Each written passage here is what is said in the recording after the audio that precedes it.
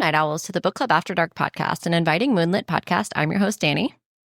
And I'm Michelle. We break down fantasy, romantasy, dark romance, and thriller novels. All things enchanting, intriguing, suspenseful, and maybe a little spicy. Each episode features intimate discussions on captivating storylines, character breakdowns, fan theories, and more. And here's your content warning. This podcast contains mature themes and discussions that may not be suitable for all audiences. Episodes include explicit language and descriptions of mature romance, as well as depiction of violence and other intense subject matter. This podcast is rated R for mature audiences. Listener discretion is advised. And of course, going forward from here, we are continuing our coverage of the Eating Woods Trilogy. Say that 5 times fast because I say Eating Woods all the time. But anyway, we are finally starting our coverage. First episode of Eldritch by Keri Lake. Consider this your spoiler warning for Anathema as a whole, and also the first few chapters that we're going to get through today of Eldritch. So this is book 2 in the Eating Woods trilogy, and consider this your spoiler warning. Let's get cozy because the best stories are told after dark. Tonight's episode is dark. Eldritch, we already read in Anathema how dark things can get, but that was just like a little teaser because Eldritch is about to really take us there.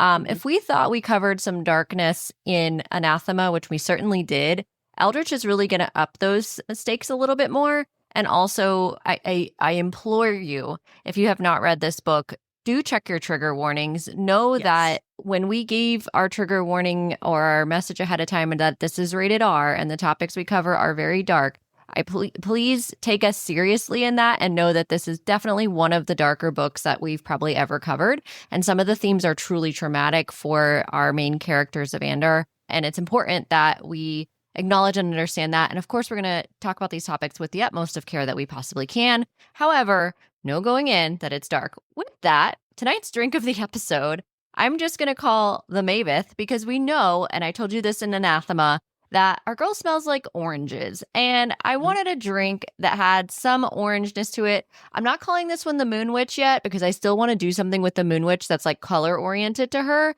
However, she needed her own drink that like was very symbolic of oranges still. And we start our book and with Eldritch with some intimate moments with Zavander and Maveth in the beginning of this book. So here's our drink. Let me show it to you. I added some ice to it prior to serving. So like when you see the video, there won't be ice, but there's a dehydrated orange. I know you love those, Michelle. Of course. So we got a dehydrated orange on there. But this drink is pretty good for like going into like spring, summer.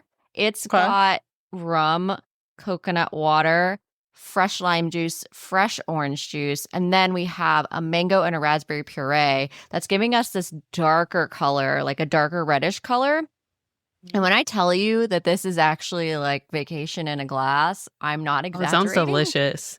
Yes. So I needed to have some orange, but I wanted like a party because today's episode, and I told Michelle before we started filming, I was like, this is going to be a lot for our listeners because it's a lot to read. But I do think that the topics she's covering are really important, and I'm grateful for this book and that it exists because it explores something that I think, given this genre and type of space, is important to talk about. So I'm glad we're talking about it, but I wanted a drink that was a little bit lighter. So here we go. Cheers. Cheers. It sounds delicious, honestly. It's really good. There's 2 ounces of rum in there, and I'm not going to lie to you, I can't taste it at all. That's with dangerous. The coconut water, yeah.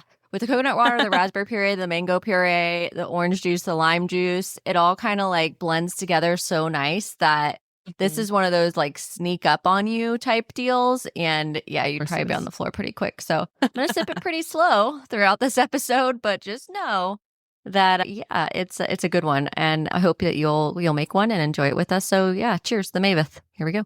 Cheers. As you already know, tonight we're going to be diving into the Eating Woods, book 2, but it's going to be chapters 1 through 16 through Eldritch by Keri Lake. So whether you're reading along with us or you're just here for the book talk, we are always glad that you're here.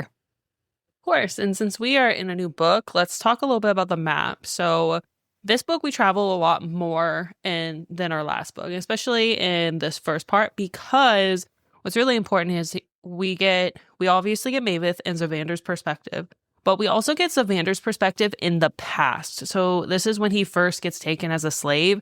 So we get more of Selasios, which if you look in your map, that is way to the north.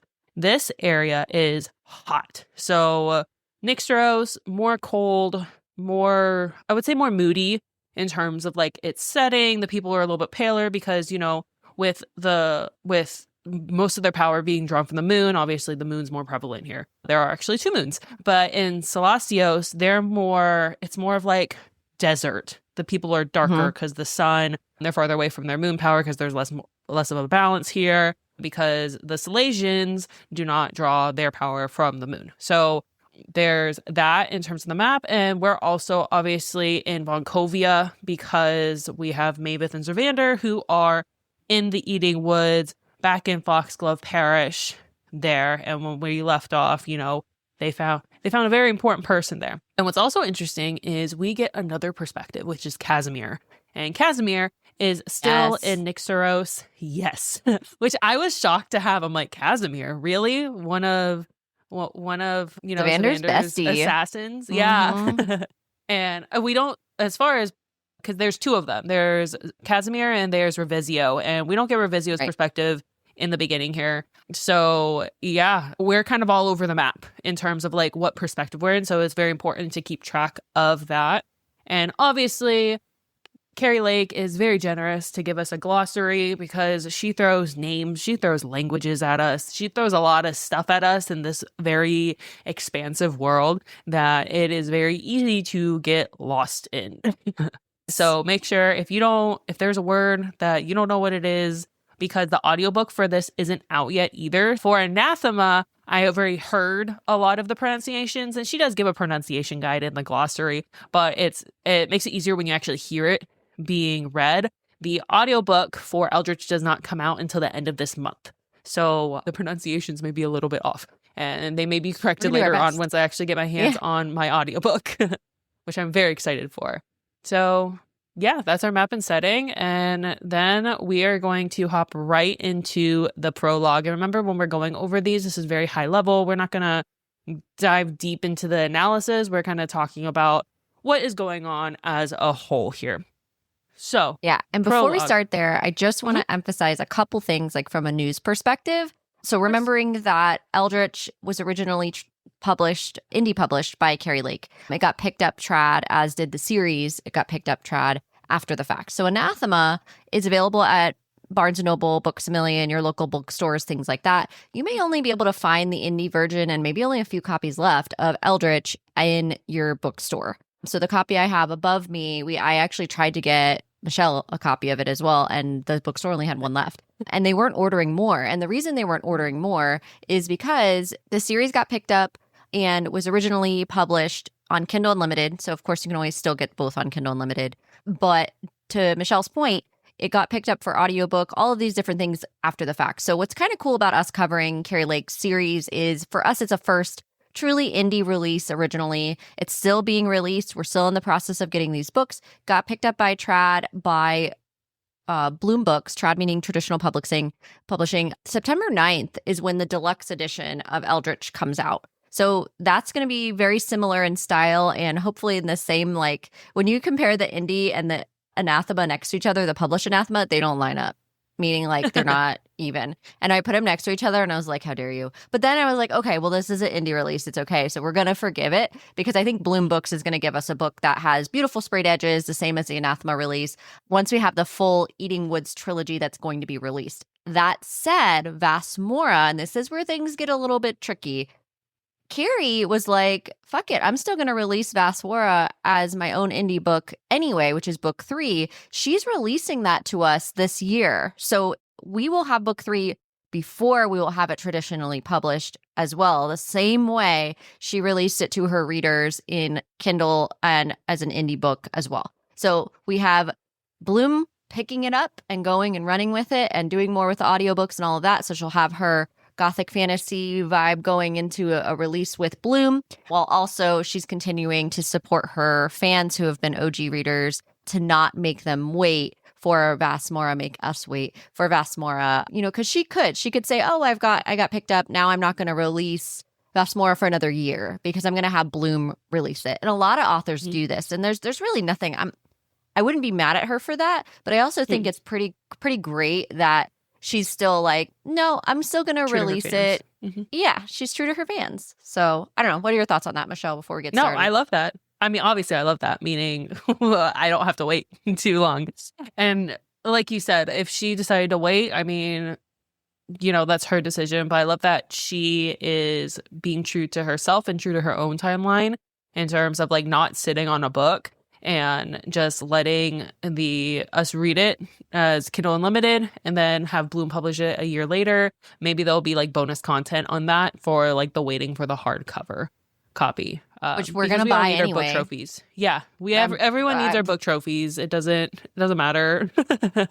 Exactly. We're going to buy it anyway. So here we go. All right. So let's get into the prologue. So the prologue takes place 19 years prior to the main storyline. And this is essentially what happens Mavis from birth to when she is picked up and brought into her family. So this is really dark, really, really dark here. Oh, God. So yes, very. This is the perspective kind of an acolyte of the Red God. So remember Foxglove Parish, they pray and worship the Red God, the also merciful Red God. Not at all. So Mavis' birth was of a Laverian. The Ick from Sackton Crane. He's remember him from book 1? Ugh. Yes. So he's back. He's awful. Yes, thankfully for not very long, but because he is absolutely evil. And obviously, Keri Lake's making a commentary on the prejudice in certain religions and all that stuff. So he is not the good guy here. And his evil is just so... The fact that he knew where Mavis came from, basically from like birth and like just... gross. So Mavis is actually born to a Laverian. That's her mom. Because remember in Anathema, the crone witch or Elowyn, it's like, I found you in the woods. I don't know who brought you there. Well, turns out Sackton Crane had a bunch of Laverians in a cell. And this acolyte and a Voncovian had helped this Laverian woman give birth to Mavis. And if you remember, like, if you look at the map where Laveria is, it's more towards the west of the continent that they're on. And also this Northwest. Is where there's a... Yeah, so northwest. You have Laveria up here. Is Mm-hmm. my hands waving. I'm doing jazz fingers for those not watching. It's up here north. And then in the middle of the continent of Mortasia is where they're at right now. So to give perspective. Okay. Yep. And also Laveria, or this is also where there is that vein of the Vicantum. So, you know, the fact that like a Laverian woman who's like, they're painted as savages, right? The fact that she gave birth to like a goddess child and there's a vein of Vicantum by them, you know, there's obviously a lot more going on outside of Foxglove Parish than what the heads want the people to know. So Shocking. This is awful. This next part is awful. Sackton Crane essentially tells the acolyte to take the baby, which is Mavis, away from the mother. And the mother's like screaming, and take the baby out to the woods and sacrifice to the eating woods. And then he kills the mother. And there's like blood going down. It's awful. It's extremely but graphic. Yes. She has a prophecy, essentially, what she says, that there is ancient power. There are two worlds smothered by a pestilence. We know that Cadavros, he is like within him is like the god of pestilence. And so she's essentially saying a prophecy that this baby is supposed to basically bring the country and all the evil to their knees. And all the decay and evil are going to like crawl. And he's essentially being sentenced to his death at this point in time. At least she's prophesizing that, and a lot of other horrific people at this time. And the way the acolyte takes Mavis to the woods and was like, maybe I should just, suffocate her to like spare her. I'm just like, please, no. And having like a newborn myself. Well, he's not a newborn anymore. He's almost 4 months. But this scene was very hard. Just like the prologue from Anathema was very hard for me to read because that's when Zavander was a baby. So now we're getting her backstory. And essentially the Wrathvor took the acolyte from the Eating Woods. And the Wrathvor, we know that's Cadavros. The Crone Witch hears like the screaming, and we know that's Elowen, and she's like, oh, baby, huh? Okay. And then it's like clicking in her head, like, this is the baby.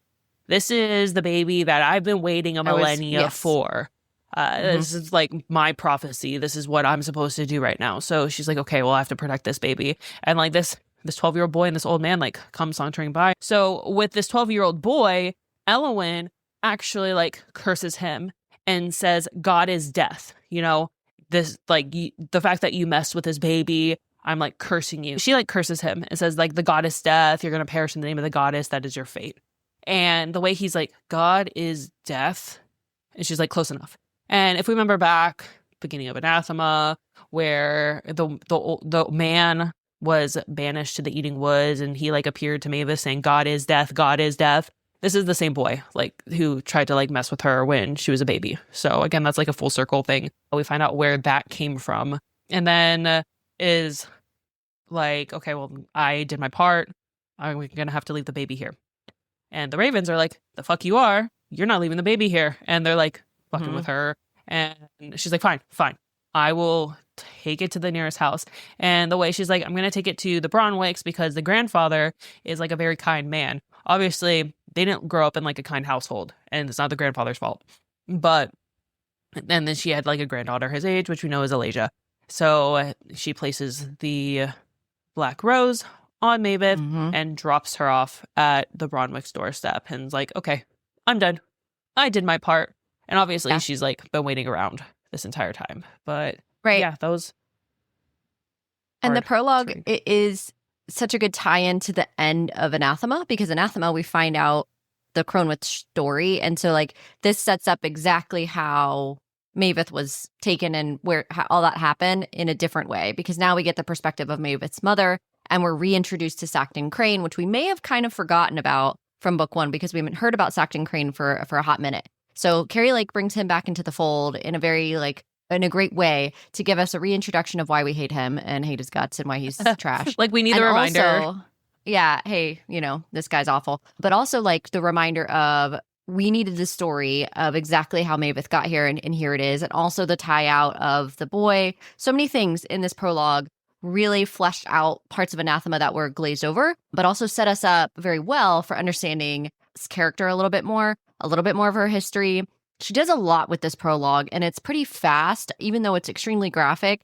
She does a lot to tie in elements that you may have either forgotten or we didn't get fleshed out in book one. So a lot of that's going to happen in this book, and that's really good for a middle book because we need to understand Zavander's story as well. In book two, very normal for a middle book of a trilogy.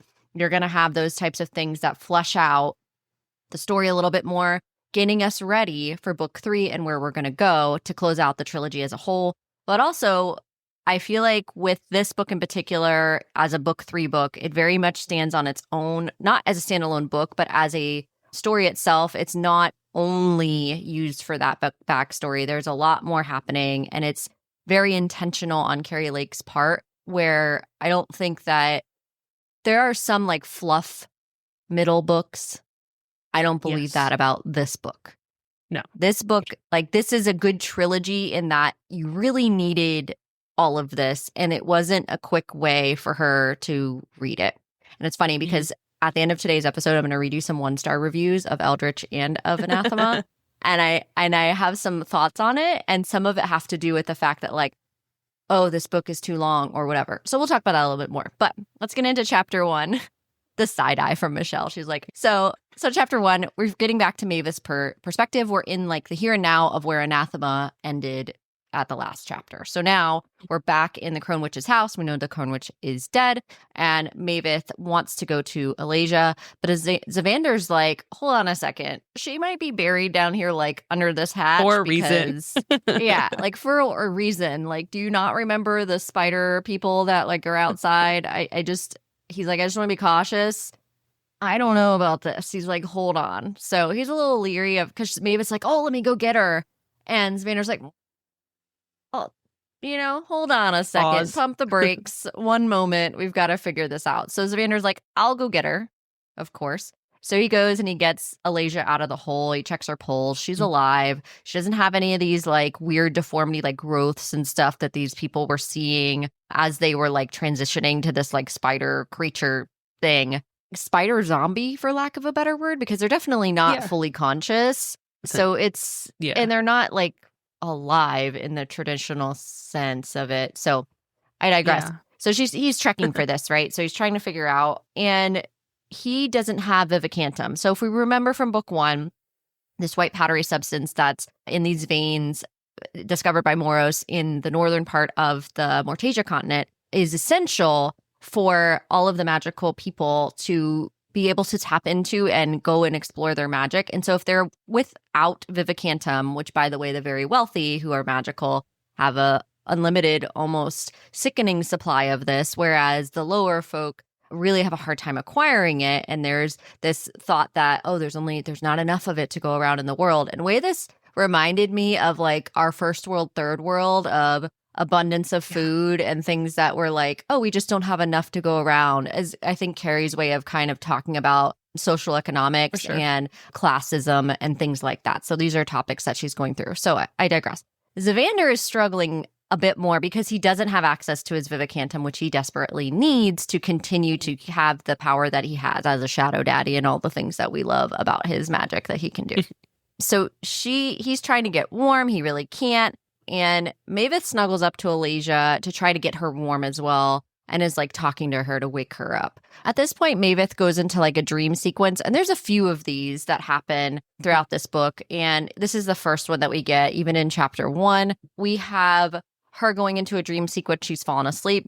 She's walking through the woods, and we know that when she starts walking through the woods, there's like this feeling that someone's always looking, like you don't go to the person that calls your name. There's all these things from book 1 that we're reminded of here. The bark of these trees have carvings of children reaching out in pain. Mavis touches a tree with the carving of a woman on it, and the woman's eyes turn black. And the words she say are in another language, which translate to, I'm not going to try and say it, y'all, I'm just not. But it translates to only death can save us. So it's a little bit ominous. So the roots of the tree start to wrap around her, and she like opens her eyes with Alasia hovering over her, and her eyes are like black orbs. Okay. This is some horror movie shit right here. The way I read this, I was like, oh, snap. Like, what's about to go down? Like, what are we doing?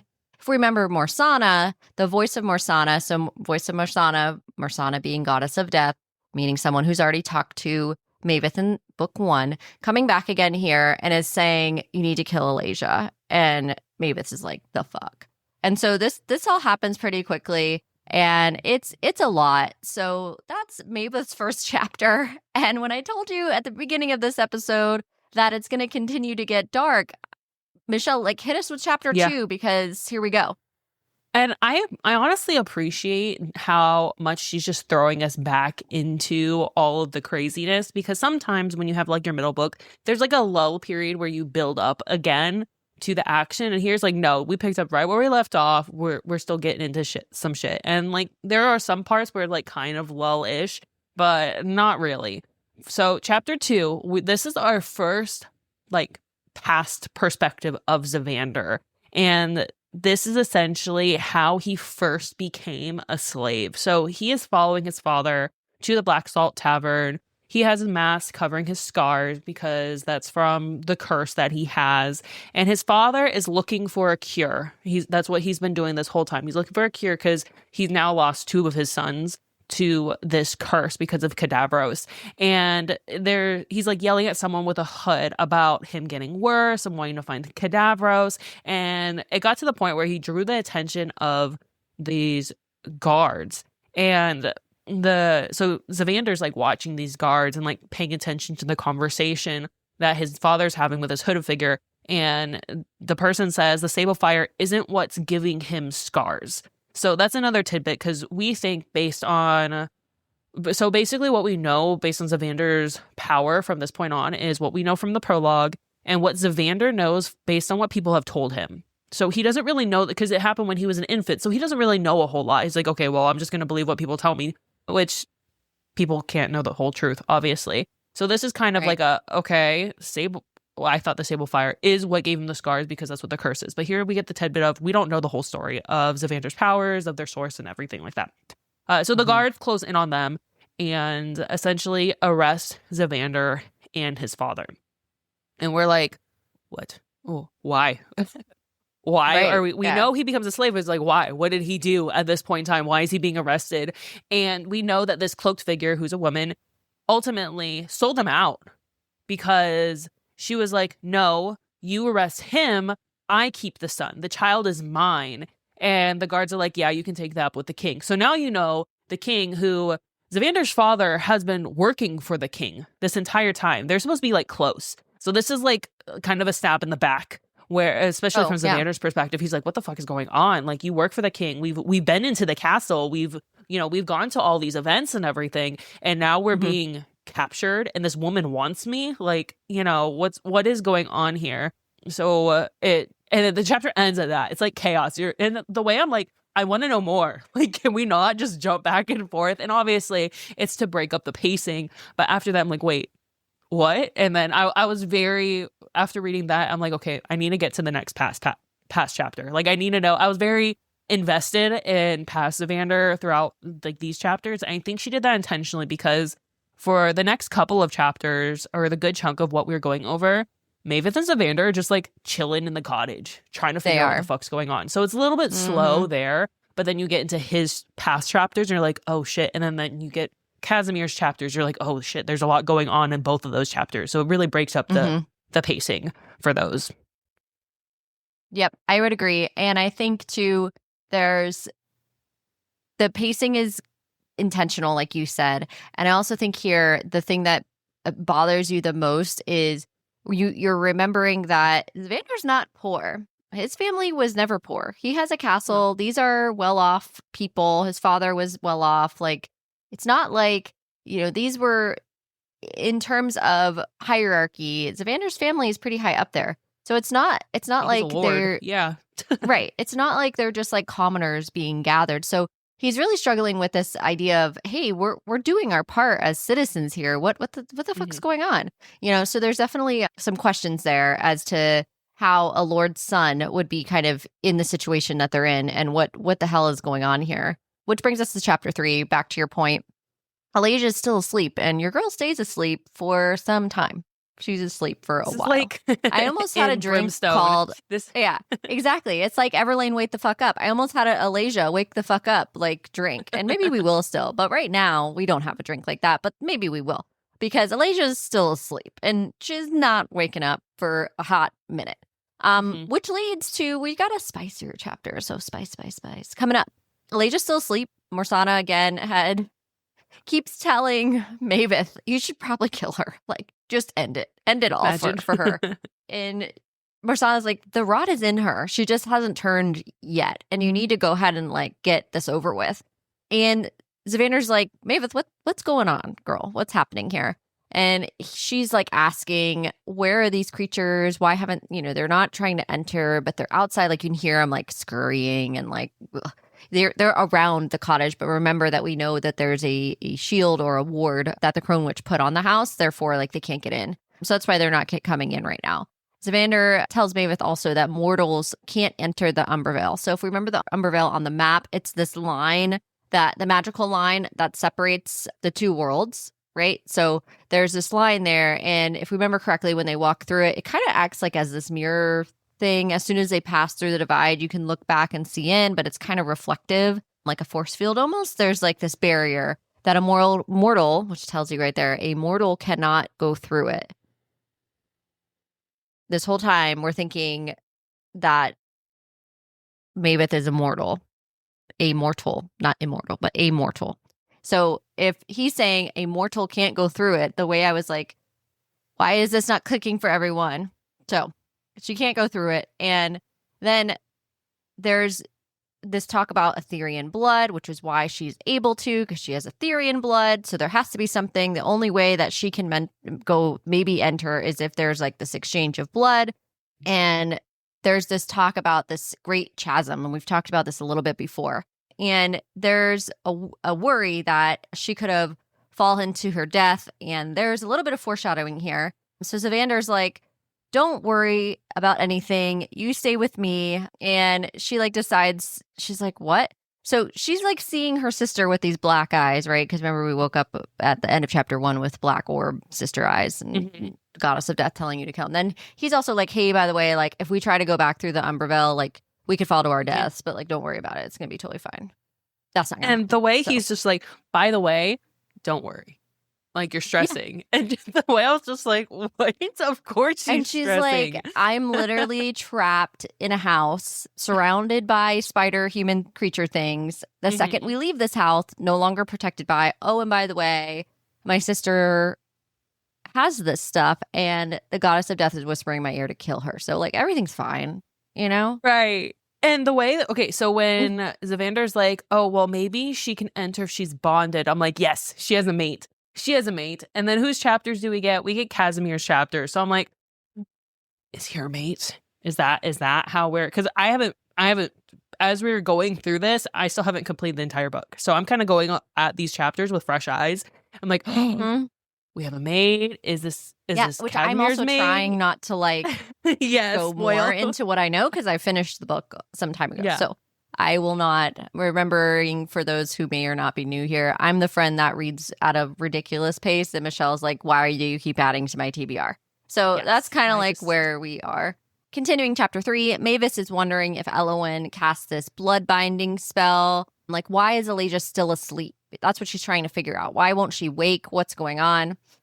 She lays down with Zavander, and there's the mark again that Zavander has from being cursed with sable fire. And he's just got scars all over himself. And he also tried to cut this out of his skin. So there's just the poor guy is literally covered in scars. We know that from book 1, but, you know, we get reminded of that here again. So we have him really opening up to her more about Cadavros, that he was thrown into this Vivicantum vein, and that Cadavros had like tried to eat him and take his power. This whole thing, we get to learn this whole thing again of what happened, but now Mavis is learning it. So she didn't know this before, and honestly didn't have enough background on the world he was from to really understand any of this until now anyway. So it's kind of like a first moment that she's getting this story that what we already knew. So he's telling her about the creatures that are in Mortasia and how it's not his first time seeing them, that they're related to Cadavros. There's this black flame that is supposed to cleanse and burn away new growth, but he's feeling the expanse of his power, and that he's also concerned that these mages, due to her blood and her history, are not going to continue. They're going to continue to go after her. So they're not going to stop. They're going to continue to go after her, and that she is vulnerable to them. So there's this whole conversation that he's going into. Mavis is also worried about Zavander now because remember from the beginning, he doesn't have a Vivicantum, so he's becoming weaker by the minute that they stay here. There's a lot of shit happening. So even though they're stuck in a house, there's still a tremendous amount of concern and worry from how they're going to get out of this situation safely. Because if he's losing power, how is he going to protect her when they go to leave? If he's losing power by the day, then they're stuck with the sister, who the goddess of death is like, you need to kill her. And so it's just like, what the fuck are we going to do? Right. But naturally, there's a little bit of spicy conversation. Mavis wants to wash up because they're both kind of gross. And there's this, they start to wash up, and she sees like some of the parts of him that are scarred and things like that. He says this quote that I highlighted that has almost 2,000 highlights to it. And it says, "Clearly, you have no idea how irresistible you are if you imagine I can lie next to you even one night without the longing to touch you." He rolled onto his back and tucked his bent arm beneath his head. "How can I convince you that the only thing that could possibly force me away from you is death? And even then, I'd find a way to get back to you." So we have this longing building again, and it's this intimate, quiet moment with them together, even though it is the least like comfortable way I can imagine this to go on. But we basically end chapter 3 there. Yeah, and then so what I like, they know they're mates, right? But there's still this yearning because they can't just like they're mates, and like they still have like shit to do. And I think that's what, because we talked a lot about Brimstone. Does she know that?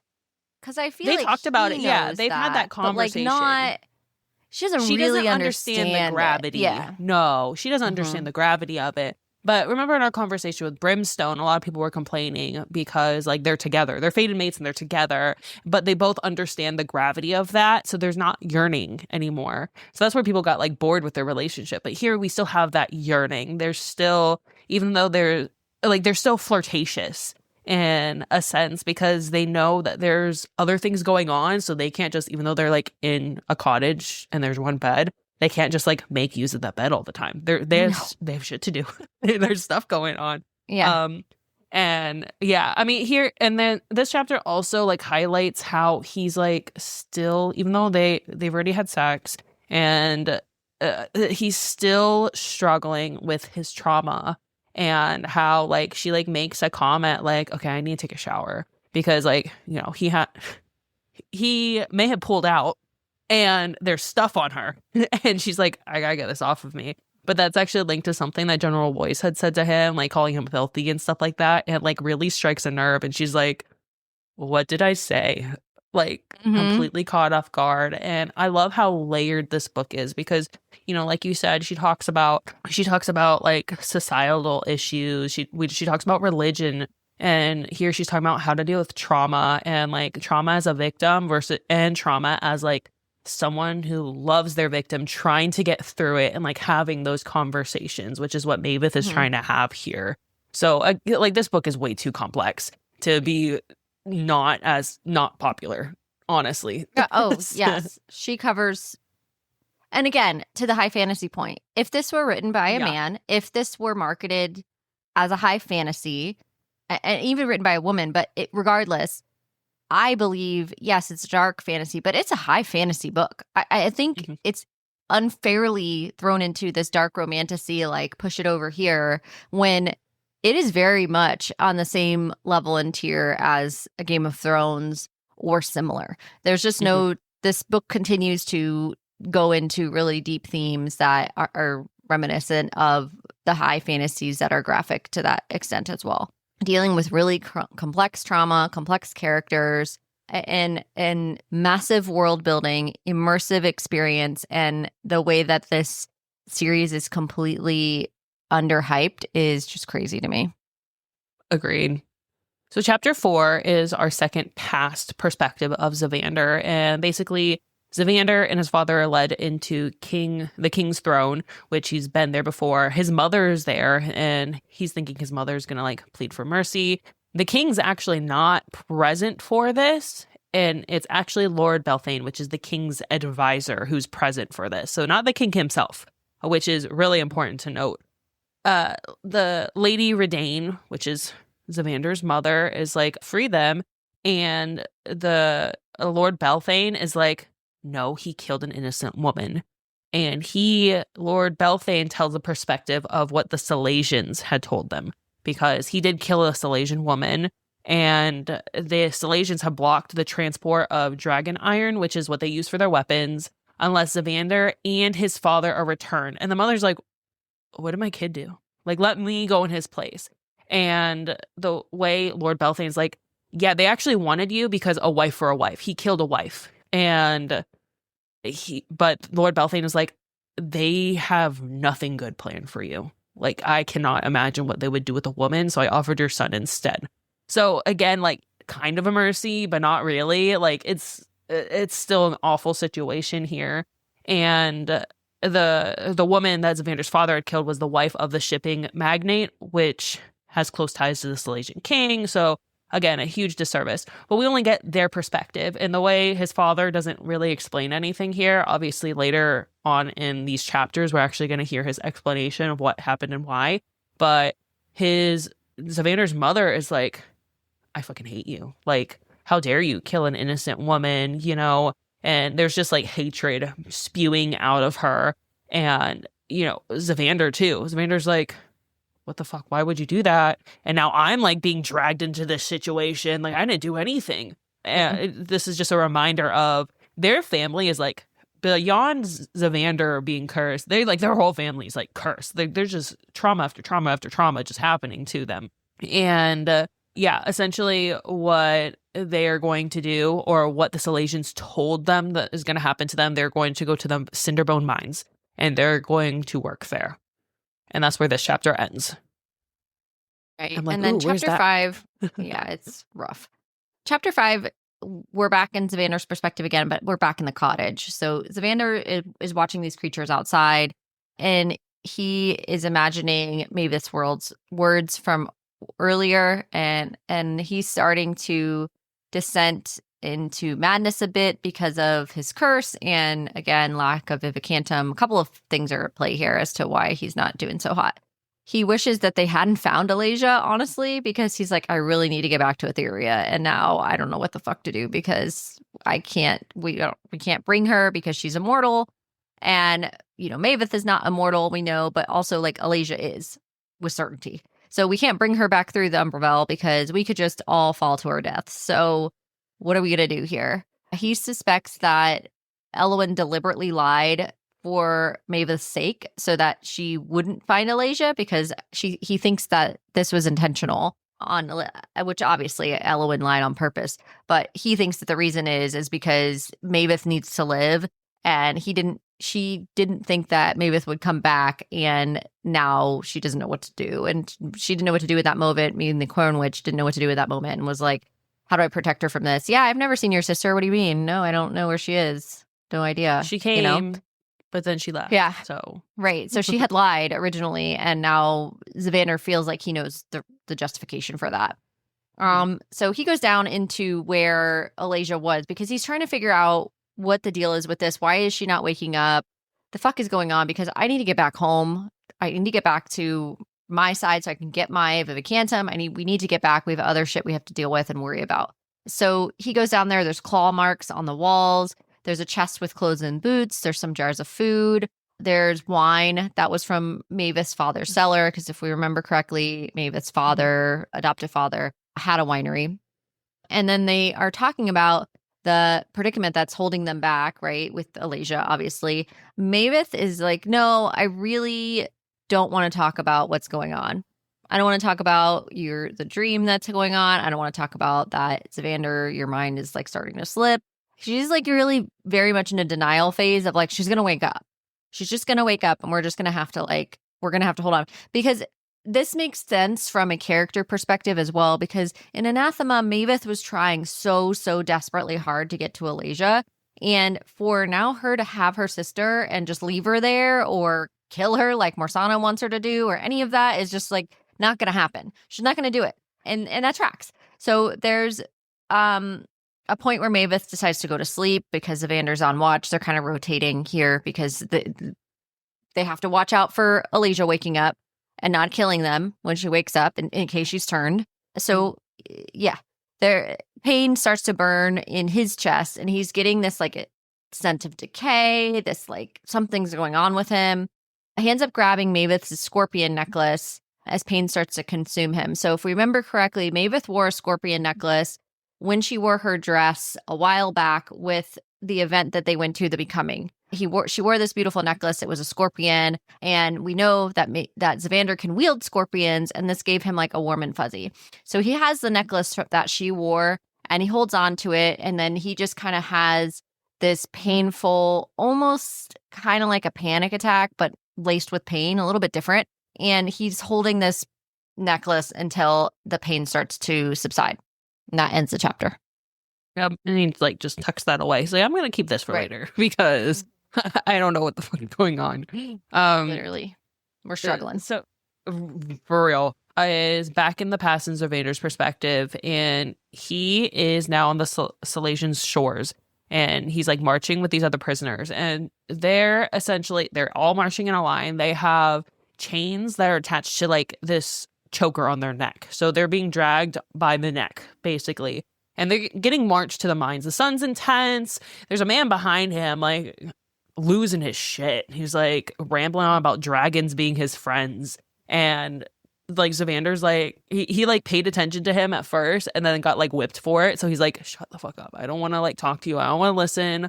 And then the old man like convulses from sun poisoning. The way Zavander's like, what the fuck, sun poisoning, because, and this is where we learn like, okay, well, there are two moons, and back in where they are in Castle Eidolon and that whole middle area, which is like their area is like in the middle of the map, the two moons are like in harmony. So that's where all the Lunaseers draw their power.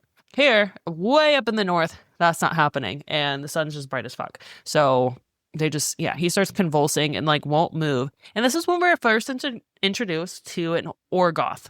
So the Orgoth is, I pictured like World of Warcraft. Lord of the Rings. Like, your Lord of the Rings. Yeah. These big ass ogres. They're like, they're orcs. They have like white but blue skin, like whitish blue skin. They have like these horns. Huge. You're gonna tell me this isn't high fantasy? You're gonna tell me that this is not high fantasy? Mm-hmm. We got orcs, people. Please.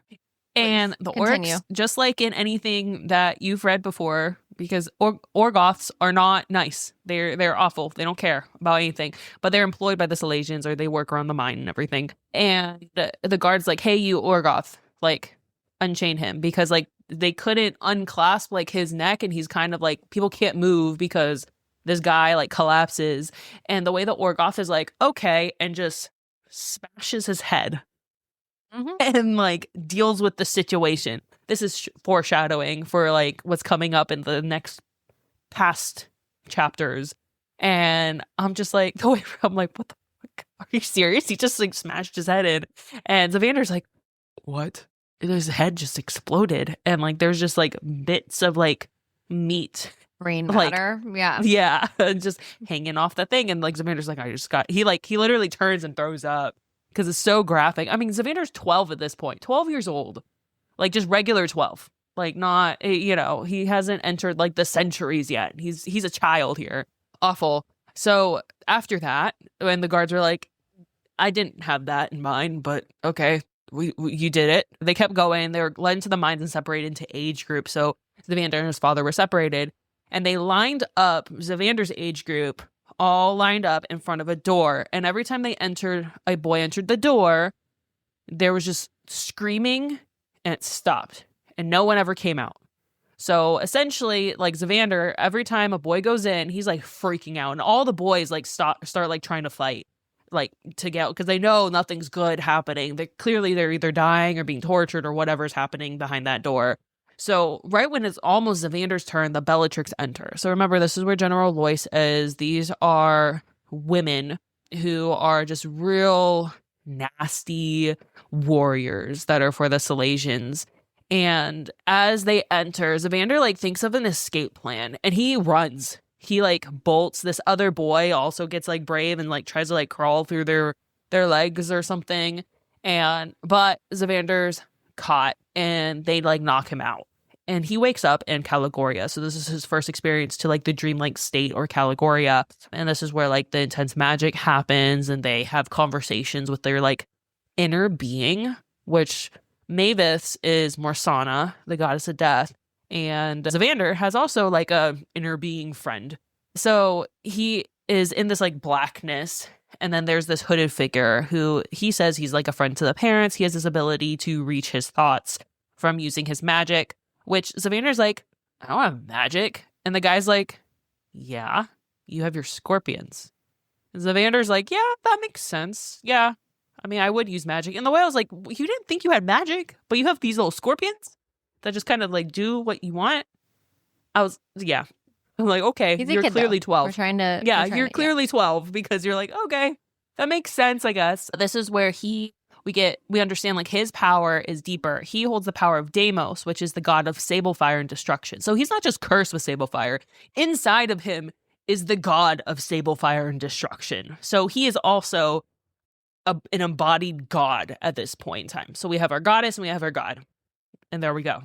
And the way Zavander, being 12, he's just laughing. He laughs himself until he's awake. From this area. And every time he gets whipped, because he's getting whipped in like the actual world that's happening as he's in Caligoria, when he wakes up, he's still being whipped. And he's like laughing. And this is when one of the Bellatrix, which we know later on this is going to be General Lois, is like, I like you. Get him stronger and then tell me and then send him to me.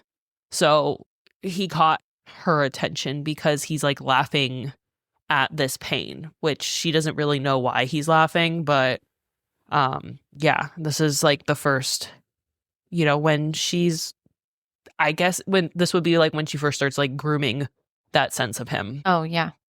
So, and that's why that chapter ends. Chapter 7, I'm going to go through pretty quickly. Elijah's still asleep. Basically, they are freaking out. We don't know what to do. There's a moment where Zavander goes into the woods to figure out how they could get out of here, what we could do, and get an idea of what's happening here. And then he comes back in a dead run and is like, oh shit, there's some spiders coming. And he's like, you need to get your bone whip, get your bone whip, get your bone whip. So it's kind of like a training time is essentially what they're doing here, is they're trying to pass the time and get her some magical training because she desperately needs it. And she needs to get a better hold on her gift from Morsana, which is this bone whip.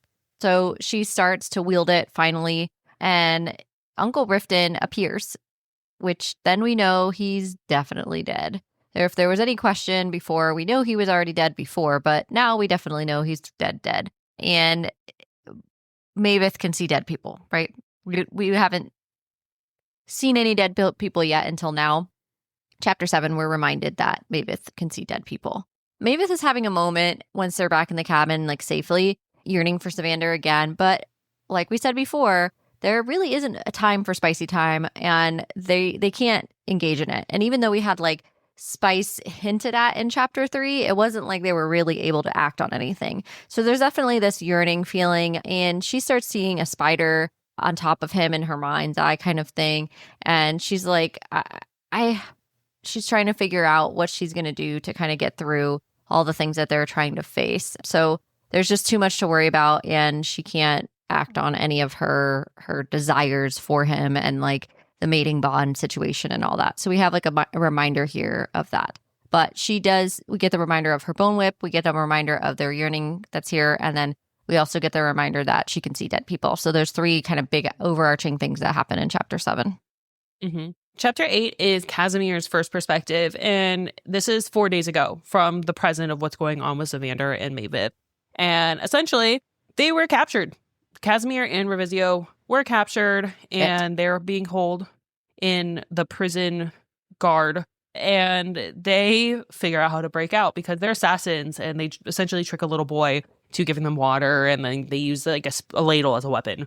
And so they get free. We find out what's happening in Etheria is, 1, there's an uprising. We already knew that was happening. And 2, the prince is nowhere to be found. Someone captured the prince, Prince Dorjan, who, if anything bad happens to him, there's going to be like pestilence set on the land. So this is terrible.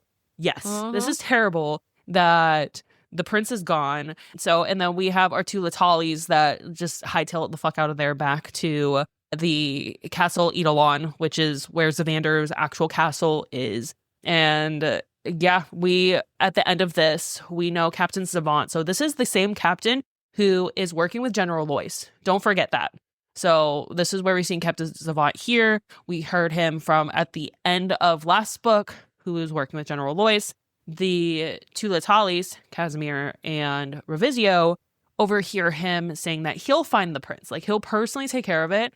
And the guards then tell Zavant that, the cupbearer's dead, the Latalis are gone, and he's like, they all need to die. Surprise, surprise. Well, chapter 9, we're back with Mavis. Mavis is, remember, we're yearning hardcore for Zavander.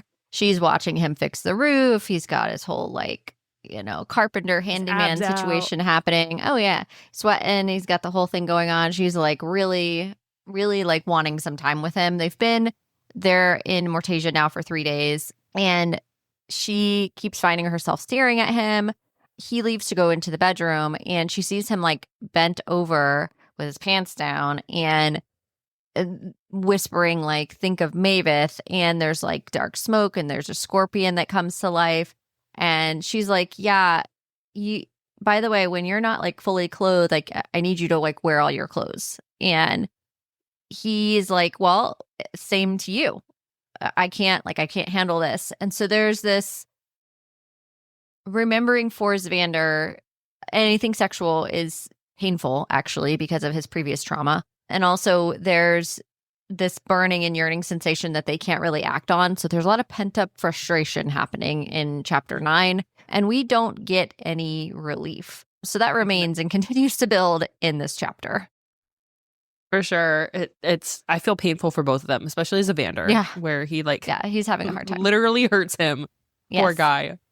So chapter 10 is another past perspective, and this is Zavander. He is now in the mines. He's working. He has a cellmate. So this is how we know of Ravizio and Casimir. He found them. They were in prison together, and they worked in the mines together. And we get a lot because we hear their banter, back and forth. They're like I don't know, like college frat boys, essentially. Like how they talk to each other is they're always just making fun of each other, and it's fun. And we know that has been true since they were 12, 13, however old. Make the best of a bad situation type of friendship. Right. And they're just poking at each other the way teenage boys do, and it's really gross and perverted, but that's yeah. They're just trying to get through what they're doing. What we learn here is there's something called the bone grist, which is basically how the guards entertain themselves. Essentially, they put prisoners up against the Ogrith,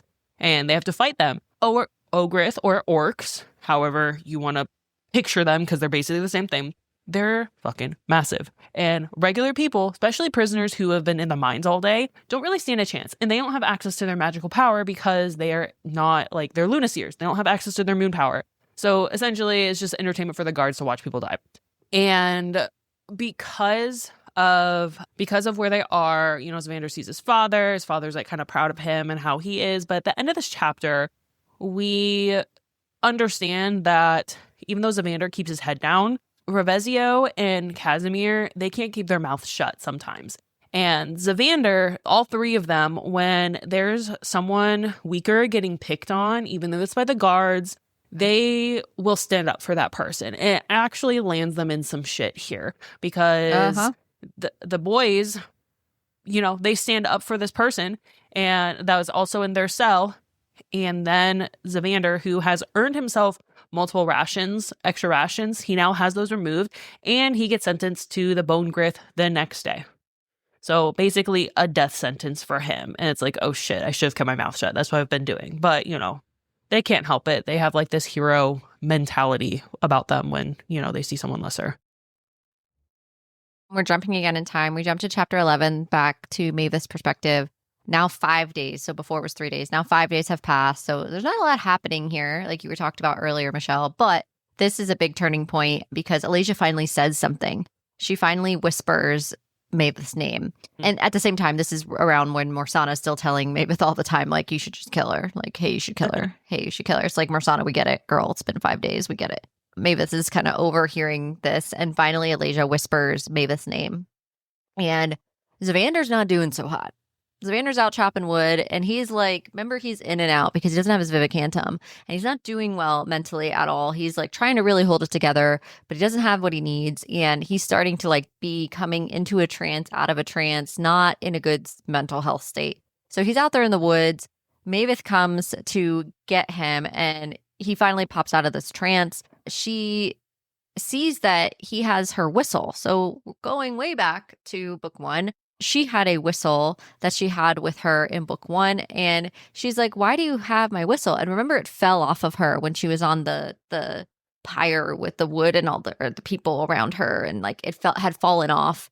And when she handed it to him, that it had lit in black flames, and it ends up leaving behind a moonstone. So Mavis is all of a sudden we need to go to Moros's place and find more Vivicantum because, you're not in a good place. Something is happening to you. It's not good.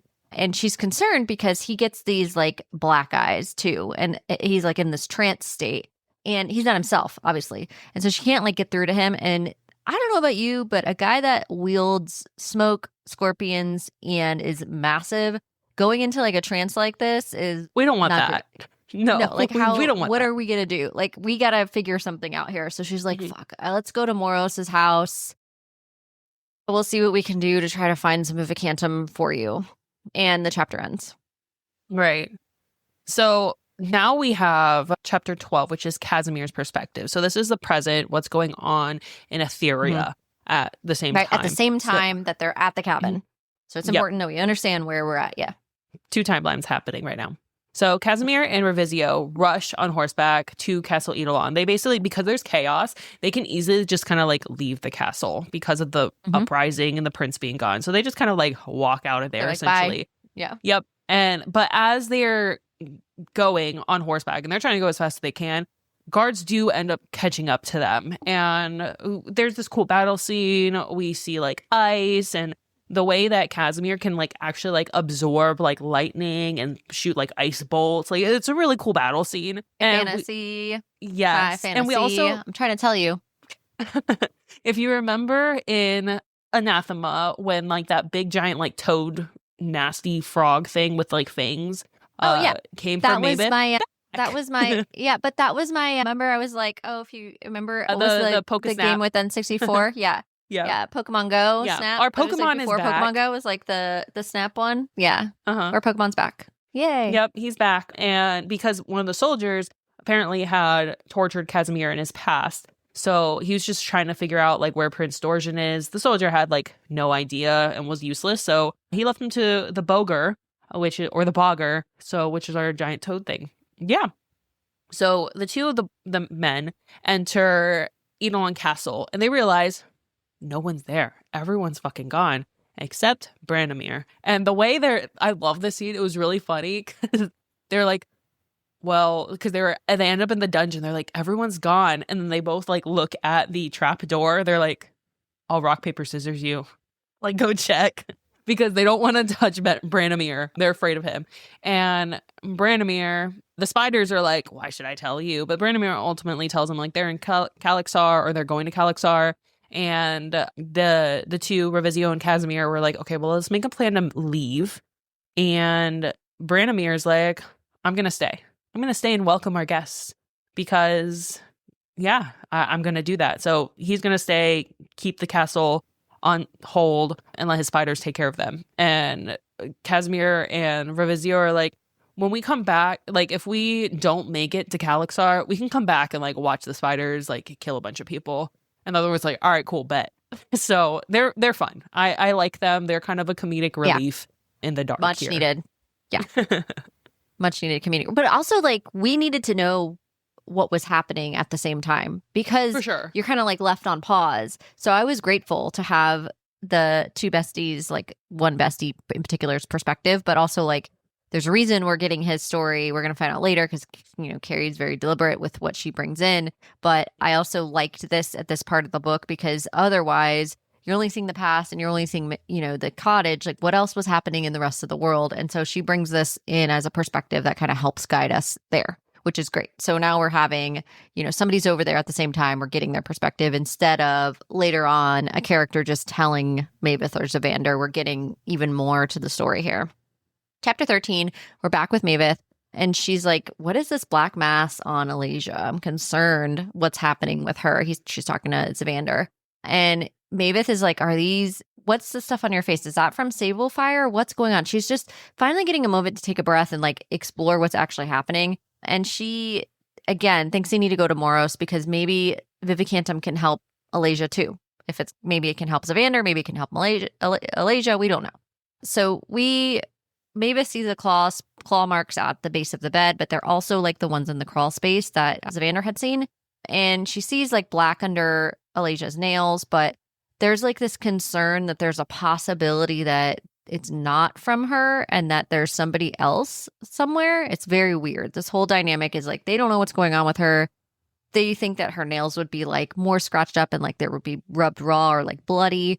It's strange. But then this even stranger thing happens where remember the whistle that turned into a bloodstone. All of a sudden, while Mavis holding it, it just turns molten silver and crawls up her arm. And she's like, the fuck is happening? And it turns into a feather. So she gets another glyph marked on her palm and she can't speak all of a sudden. Her voice is a whistle. And Zavander is like laughing at this. And she's like, so he kisses her. And then the whistling stops. So jokingly, there's this like very awkward kind of weird thing that happens with this. And there's just, okay, sure. Zavander's scorpions try to stab him sometimes. Awesome. Mavis has all this other stuff going on. And we are just like done. We're done here. We don't know what else to do. And we're like, They both can't wait to return home, and this is Zavander's home. But now it's really Mavis's home, too. She no longer feels tied to Foxglove Parish or Mortasia at all. She feels at home with him, wherever that is. And so it's kind of a turning point in their relationship, but it's also something we already knew, but really gets established more in chapter 13.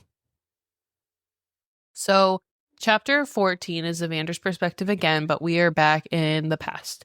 So it is the next day. This is essentially going to be the day that he potentially dies here.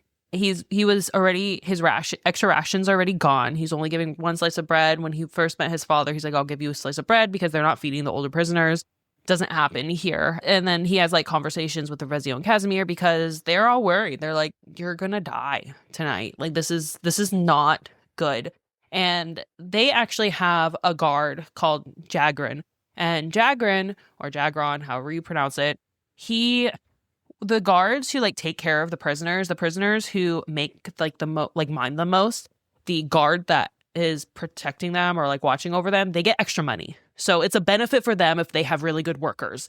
And since these three are very young, strong boys, he gets paid a lot extra. So Jagrin actually like kind of helps him out here, and he like shows him like, hey, if you like kill the ogre, I'll show you how to kill the ogre, essentially, or the ogreth, and like benefit both of us. Yeah, it'll benefit both of us. So ultimately, though, if he wins, like he has to be like, okay, if I lose, I die, but if I win, my dad dies. So kind of a lose-lose here. His father, he sees his father in the mine. His father hears what happens. His father's like, you win. Like, I fucked up your life. I fucked up your brother's life. You win. Like, you need to go. You need to win. And they actually get a moment where his father tells him why he killed the woman and what happened. And it was essentially, like, he talks about how he was a hexman. He worked for the king. He had hunted demunomancers, which is, the people who turn things into bloodstone, or people into bloodstone. And he was actually hired directly. Yes. He was hired directly by the general of the Silesian army to track the wife of Lord Van Helm. So he was hired by the Silesians to kill this wife, or to track this wife, because this wife had children. And essentially, the Lord Van Helm was abusing the children. And the way the Silesian army painted it was like, she does black magic. She does all these terrible things. She's abusing the kids, all that stuff. You need to just track her and bring her back. Well, the father finds her, and in his mind, he's like, this is a child abuser. Like, I can't let this person live. And he sees the children. The children have can't talk because they have the spell on them. And he sees the woman, and then he kills her. But then the children, obviously the spell, because she dies, the spell goes away, and they're crying. And before she dies, because he did a fatal blow, but she in her last breath kind of explains what happened and how she was actually trying to protect the kids and take them somewhere far away. And he promised this woman in her dying breath that he was going to send them off far away so they won't go back to Lord Van Helm. Right. So he did it by mistake. He thought he was doing a good thing and he didn't realize it. And he ended up saving the kids anyways, but that's a death he just feels guilty for the rest of his life. And he's like, I will take that to my grave. I didn't tell your mother this. I'll never see her face again. But, you need to know the truth before I die, because I'm going to die because you have to win. So that was a hard chapter. But also I feel like it gave Zavander the information he needed to truly know how his father felt and what actually went down, and the guilt that his father was straddled with throughout his life dealing with this. Yeah, and not to hate him. Right. It gave him context of that he was trying, to do, he did the wrong thing for the right reasons type of thing. And so he thought he was trying to do something that saved young kids, and who would be mad at him for that, right? Right. Tough chapter, and it just gets tougher. They get Chapter better. 15. We're back to Zavander's perspective, but we're back in the cottage. So Zavander's watching Mavis sleep, and of course he starts hearing the voice of General Lois. She's the worst. It's cutting through his thoughts, and for him to get rid of her, expel her, he ends up starting to cut his own self to get out of his thoughts so he could feel something. And he's like, I gotta get out of here. I need to just walk the forest or something. I can't. He's really struggling with what's happening. He finds this deer, but it walks with the stealth of a man. Creepy. he follows this creature deeper into this mist. The mist parts to this tree, and the scorpions on his body start to wake up, and he feels sick to his stomach. And then he starts to stalk this rabbit that he was hunting previously. So he starts to feel this deep hunger, and he stalks his prey. Now, all of this is to say that, do we solely rely on Zavander and his narration? Do we have a trusted narrator here? But partially also, like, what the fuck is also happening? Because the chapter ends there. We go into chapter 16 this deer? from here. What's like, this what tree? Is going on? Why did he just be like, rabbit, done? Like, what? Yeah, like there's like that was some such weird... a confusing chapter. Yes, it is weird, but we also have to remember we're in Zavander's perspective, and Zavander's not in his right mind. He doesn't have his Vivicantum. He's truly not like a great trustworthy narrator at this point. And I think that Keri used this perspective of him to highlight like he's kind of getting fucked up here. We're not in a good way for Zavander because of his curse too. Chapter. Like, yes, you know, he could turn into Branimir essentially at some point. He's at high risk here, not having any types of elements of control that he usually would have. Zavander's not. He's in a bad way, and this chapter highlights that. So chapter 16 is our last chapter of this episode, and it's a past chapter. And the way I reread this chapter like 5 times, because it's a lot happened, and I'm like, wait, did I read that right? Am I understanding what happened? So it's the Bone Grist, and it's in a vast cavern that housed basically the ancient ruins of an arena. There's like statues and stuff like that. And across from the arena from Zavander is an ogre. So I thought of this arena kind of as like old Roman, like a Colosseum type deal. This is how I imagined it in my head. I don't know if that's like how you were seeing that's it. Exactly what I saw. So to one side, there is like a chasm there. And that's where like the ogres like throw people down to like their death. On one side, we have like this deep chasm where the ogre like throw all of like the people that they're trying to kill. And on the other side is this like seating stone bench area where all of like the people watch. That's what I'm picturing. And then there's like gates and basically like a Colosseum. So he has the ogreth. The monster essentially like as he like enters like slaps this boy like into the chasm. So this shows like they don't care about death. They don't care about life. They don't care about like anything. Jagrin had showed him how to kill the ogreth, which is attack. They have a vein right on their neck, but they also have these tusks. So he has to get around the tusks to cut this vein. And, you know, there's this fight, and it gets to a point where Zavander actually gets the upper hand and is able to break the ogreth's tusk and use that to slice the vein open. So he actually wins, which has never been done before. So this weak little, at this point, who knows how old he is? It could have been, he could still be 12, 13. It doesn't really say the passage of time in the past. It's just giving us these key elements that happen. But he's like, great, victory. And then he sees Jagrin, who has a chain around his neck, and they hang him for helping him. I'm like, wait a minute. He doesn't even get to like celebrate because he knew his father was going to die. But Jagrin's like kind of like, what the fuck just happened? But they don't like that he won. And essentially they believe like, you know, he probably had money and like betted on the match or whatever. But yeah. So he dies. And then in the next paragraph, his father dies because and it's like really sad. It kind of, even though it's like only a paragraph, it kind of reads slow, like slow motion when something traumatic is about to happen. He's like trying to get the chains that are like around his father's neck. And essentially the ogreth does the same thing that he did like before, where he like smashes his head until it like explodes everywhere. I'm just like, that is so, like, that's your father. Like, he knew he was going to die, but like, let's explode his head instead of just throwing him to his death, you know? It was awful. I had to reread that like multiple times. I'm like, am I reading this correctly, or is this a sequence of events that just happened? And it's fast too. Screams. Yeah. But like, it's fast, but I don't know. I read it in like slow motion from Zavander's perspective as he's like watching everything happen. And he's like, just screams of like grief and rage and all of the emotions just like rip out of him. It's a really graphic scene. Yes, Keri Lake does not hold back. She's like, I'm going to, No. because a lot of a lot of High authors, fantasy. right? Well, a lot of authors are like, I will tell you what happens and leave it to the imagination of the reader. And Keri Lake's like, Yeah. no, I will tell you exactly what happens and how it happens. So yeah, it's a lot, but it's good writing. But that wraps our chapter coverage for this episode. So Danny, why don't you take us down the rabbit hole?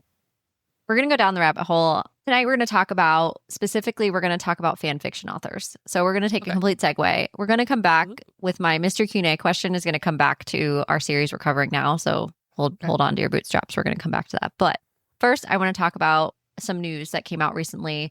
So a lot of readers that we have are huge Alchemized fans. So let's talk a little bit about Senlin Yu, who they are a fan fiction writer who originally got their start with Manacled. I didn't read Manacled, but apparently it was extremely hugely popular. It was a If Voldemort Had Won story of Harry Potter, and it is also a fanfic Dramamine, meaning it's a Draco and Hermione fanfic book. And there's there's so many people who love that. I have my own opinions there.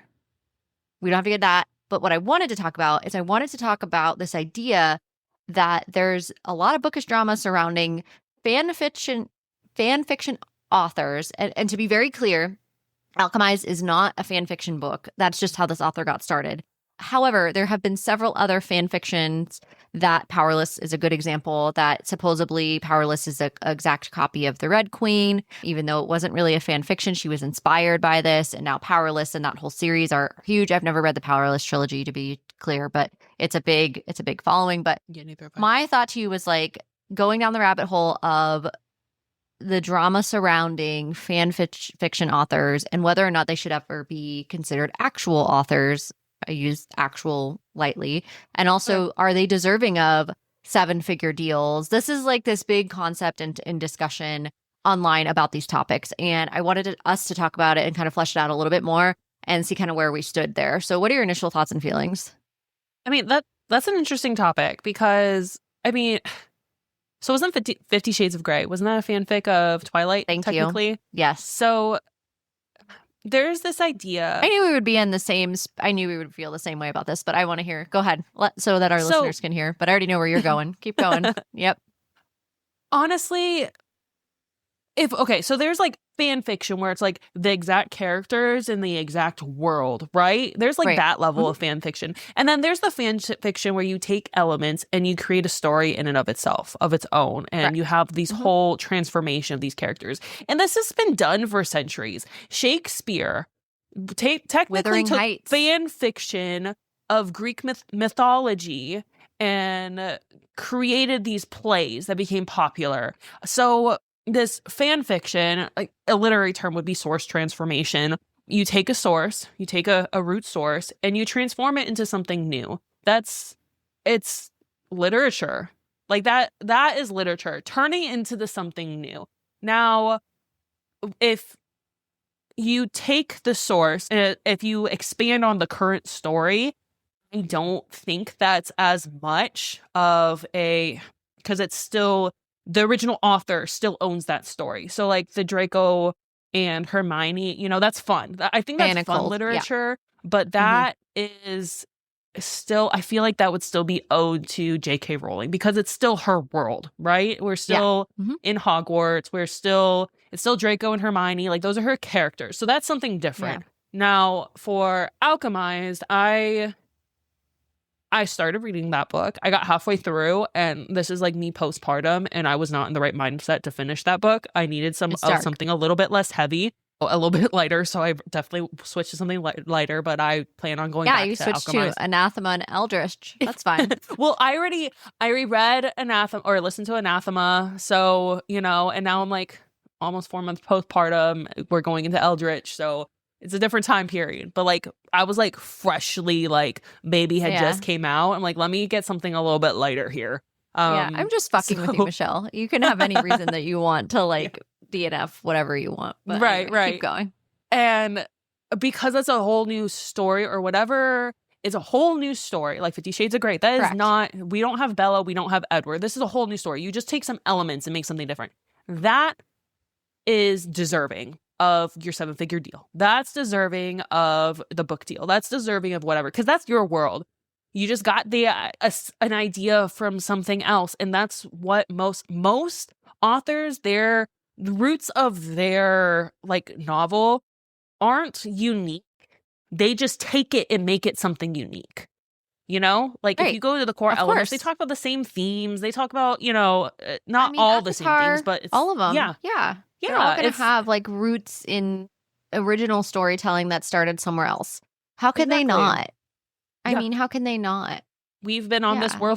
earth for how long? How long has that storytelling been happening? We Mhm. have like Beowulf. There's the epic hero, which is very, Zavander has elements of Beowulf fighting these giant monsters, and Beowulf's an anti-hero. He's not truly good. So, Yeah, look you at get all these The Witcher. Same type of deal. Uh-huh. Right. Yeah.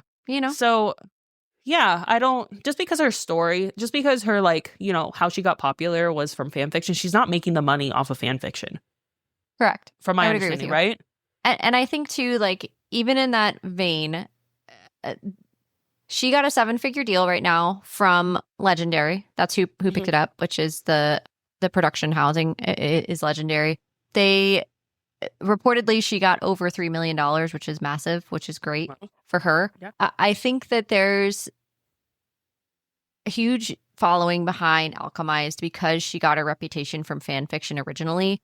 That in no way discredits what she created with Alchemized. And I think that that's where things get hairy and people are like screaming of, she's a fan fiction author. Why is she getting rewarded? It's like, no, she's just an author. And like maybe her first works were in fan fiction and she was willing to publish those in those spaces, but that's not what Alchemized is. And I also feel like if we remember Wuthering Heights, right, that we talked about a couple of episodes ago, where we knew that the director was putting Wuthering Heights in quotations, and a lot of people claim this was also, glorified fan fiction. What is so wrong with fan fiction if you're taking and recreating something new out of it? Granted, yes, those are somebody else's characters, and Bronte's not alive to reap the benefits of said recreation of her work. It was still a literary classic redone in a different way. And Dracula. have to, how often has Dracula been redone? How often has Frankenstein been redone? And since those are like, so copyright only lasts like 99 years before it's public domain and anyone has access to it or like rights to it. So technically, like anything like older is fair game. So, and people do it all the time. Any sort of vampire, Dracula. So yeah, I don't, just because that's where her where her start was, she's owed. Like that is a massive story. That's like 900 pages. Like we think Eldritch is thick. Like that's an extra like 300 something pages on top of that. That's a whole extra book on top of that. So, and it's a massive, massive story. And yeah, she's owed what she received. And most authors like start somewhere. They start in a blog. They start writing fan fiction. Like that's, especially if you're like younger, like that's how you explore your creativity. That's how you explore what you want to write, what you want to read, that sort of thing. So yeah, and on that public domain note, for those who don't really realize this, now we're in 2026, right? So 100 years before, you're talking books like The Great Gatsby and things like that came out in the 20s. Those are free. People can take those now and do whatever they want with them. They're public domain books now. They can adapt and change whatever they want to them and kind of make it their own and give credit where credit's due. But that creates a way where the requirements that used to be that are existing on it. So, for example, if someone were to publish Manacle, if she were to publish Manacle, we would have some copyright infringement. We'd have some problems there. But creating Alchemized, her own thing, she's not trying to make money off of something that's someone else's work. This is her own thing. So in that vein, I agree with you wholly. And I knew that we would feel the same way about this. I had a feeling, but I wanted that English teacher mindset, that perspective. I'm glad you brought in topics like public domain. I'm glad you kind of like brought more of an understanding of like the facts of the matter.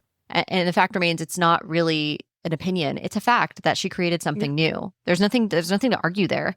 And she's deserving of whatever she gets because of being an author and creating a literary work that's her own. So I just don't understand the hate around that. I also don't understand the hate around the fact that the new Wuthering Heights, in air quotes, is a fan fiction adaptation. Again, been way over 100 years. She can do what she wants with it, and she's more than able to make a fan fiction. That's totally fine.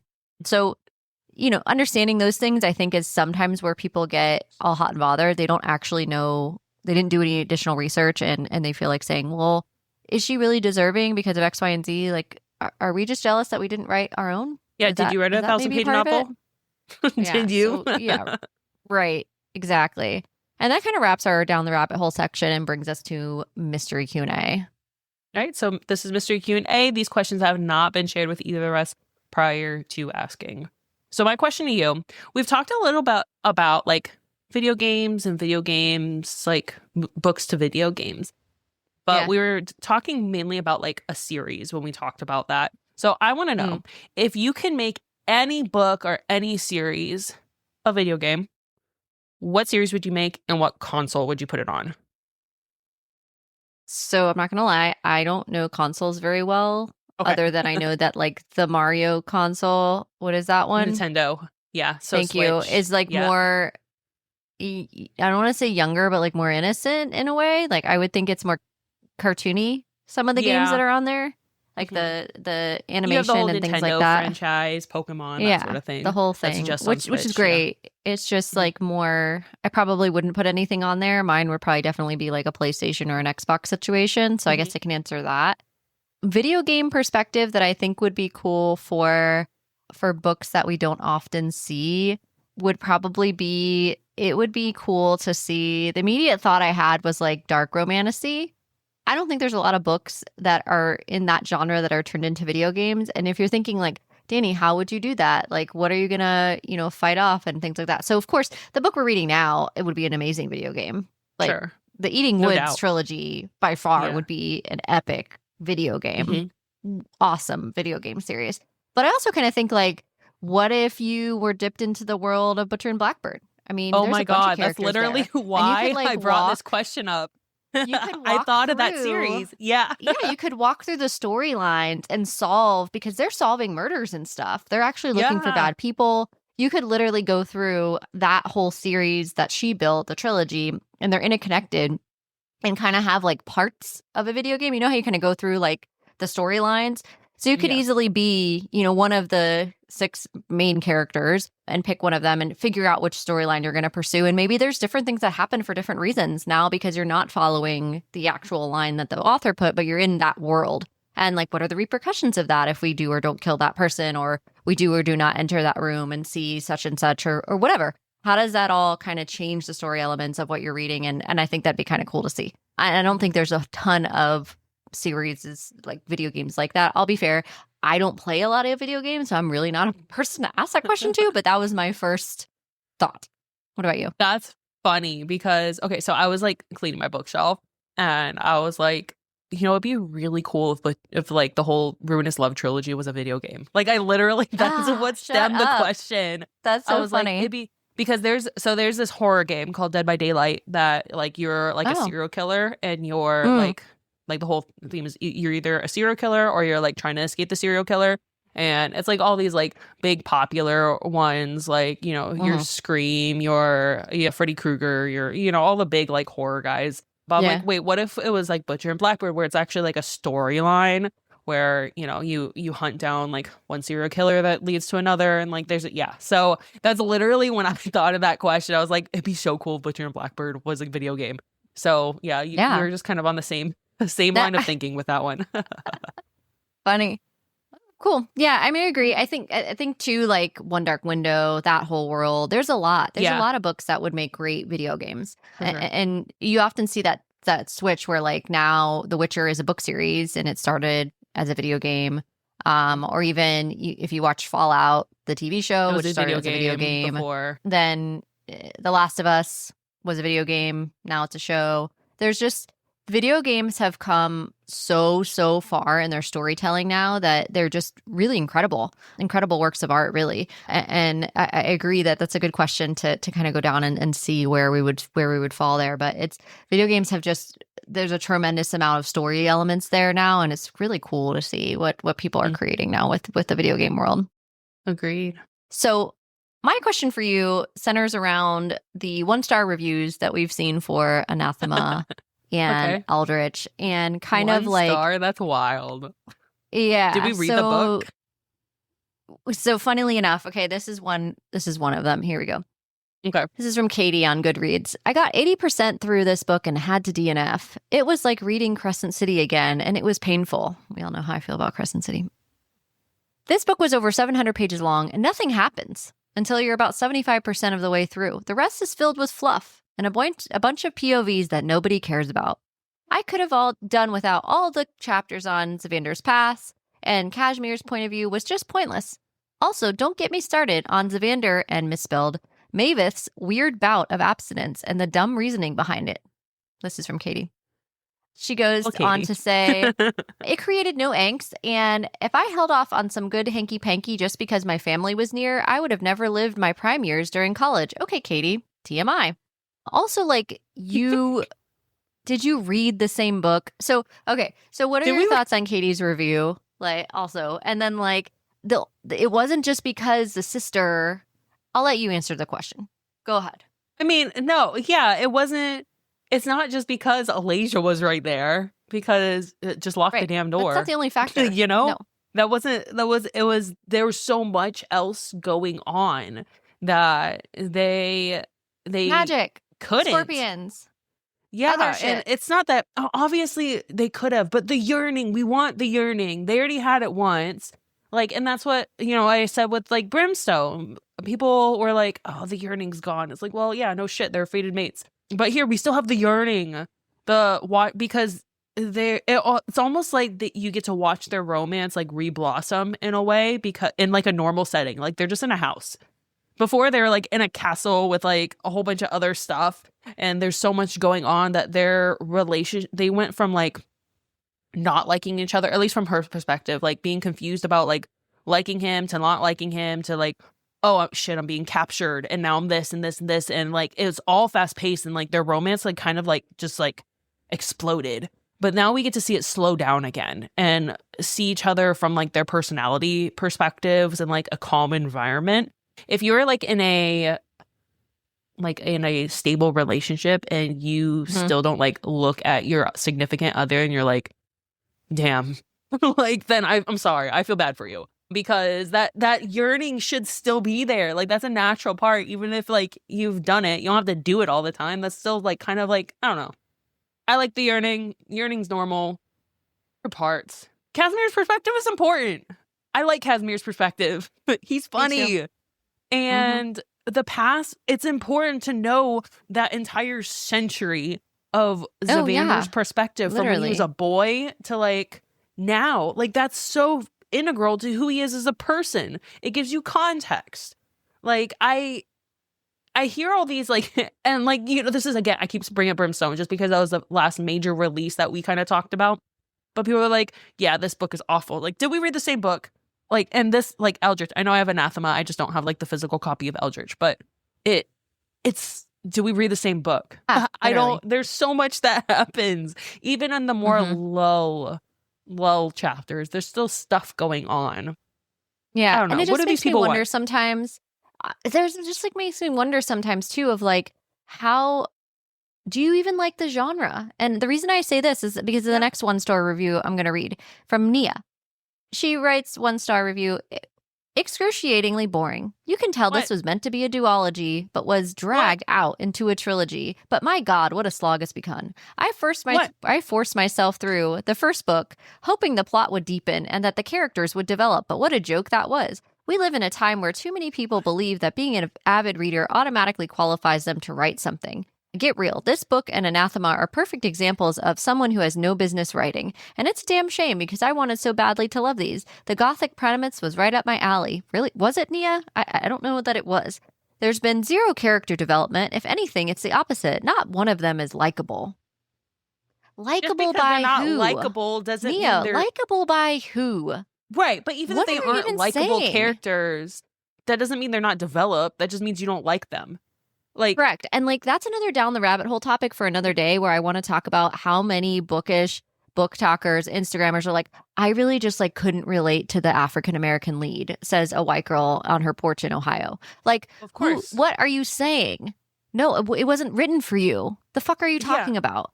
Like I just and having no empathy for like someone who isn't exactly the same as you or a quote likable character. This is a dark gothic fantasy. You should know going in that your ability to relate to these characters heavily will say a lot about you and your trauma than about anything else. Because these characters are going through some shit that I hope, dear God, nobody goes through anymore in this age and time, but also are still like relatable topics. And so responding to my own question, I chose a different 1-star to kind of like tie back to because I was like, how am I going to ask myself this? Like, how am I going to respond to my answer? Yeah. But anyway, she goes on to write, she's like, I've never written review in 10 years, but as a devoted reader, I felt compelled to warn others and save them from this misery. The writing is lazy, the world building is nonsensical, and the naming conventions are really ridiculous. I am glad I didn't spend a penny on this atrocity. The only thing that could have salvaged this mess would have been starting it over from scratch. And speaking for the readers that have a sensical mind, it's time for me to log off this computer and pursue another path. And I'm like, bye, Nia. Like, like deuces. Okay. Thanks for doing us all a solid by writing the this. only thing that I was like, well, the naming. And that's just like, you're getting into the other world. So obviously there's going to be different names. I'm like, well, okay. Names get kind of confusing. But that doesn't mean it's bad. It just means I need to rewire my brain. Yeah, so this girl Charlotte responds and she goes, you're the type that reads books just to complain about them. Romantic fantasy is very clearly not your genre. And you don't enjoy it, but yet you continue to read them, but give them 1 stars.